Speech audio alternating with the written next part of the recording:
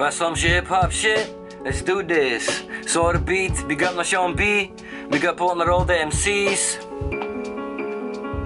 Ook in de cijfer stappen, hoi Marie en Noor. Noem me dus maar Pegasus, mijn oren zijn gevleugeld. Een lyrische emeritus met meer paardenkracht dan het leger van Genghis Khan. Of bucephalus met baard, like een shot tegen de tetanus.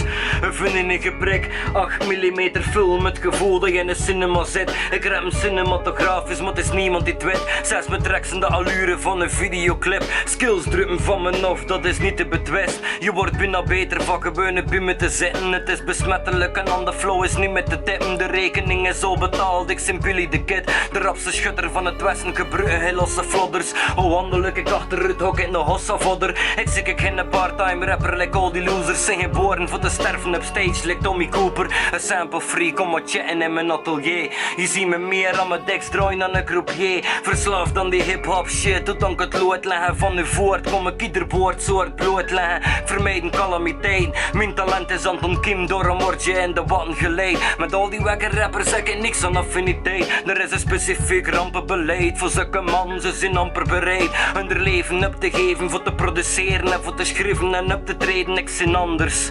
Een regelrechte martelaar, ik drop een zotte shit als ik zo kaaselijke kandelaar. Ik blijf me gaan, dat type aandoening is niet behandelbaar. Ik doe een halve voor en plotseling flow, ik kan nog bevoor.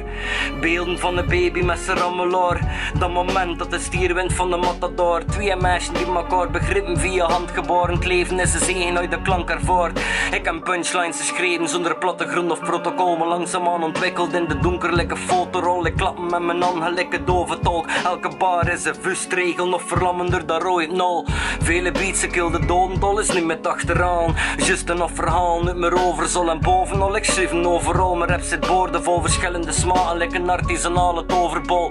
Het overtollige, dat schrap ik uit mijn arsenaal. De grote boze bol zet ze dan in ieder strafverhaal. Ik overrampel met de klank gelijk een achterhaal. Met tromgeroffel op getrommeld, wacht ik op het startsignaal. En ik vermorzel ieder Beatle, was de tandenstoker. Ik breek hem in twee en laat niet van klank meer over. Je kunt er niet aan tippen, likken aan betante ober. Twee metaforen over tippen topen, dat is erover. Even terzijde, dat zat in mijn gedachtekoker. Maar ik sta achter mijn product gelijk een standverkoper. Dus ben ik ongecensureerd zonder gêne. Mijn gedachten hangen plat met de cadans van een sirene.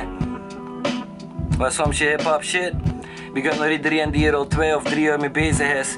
Dit initiatief heeft genomen. De beatbatters, de MC's, de fucking breakdancers, graffiti riders, de DJ's, de beatboxers. Iedereen die hip-hop in leven doet. Ik hoop dat we nog kunnen bluffen gaan. Big up naar Sean B, de beat van de maand.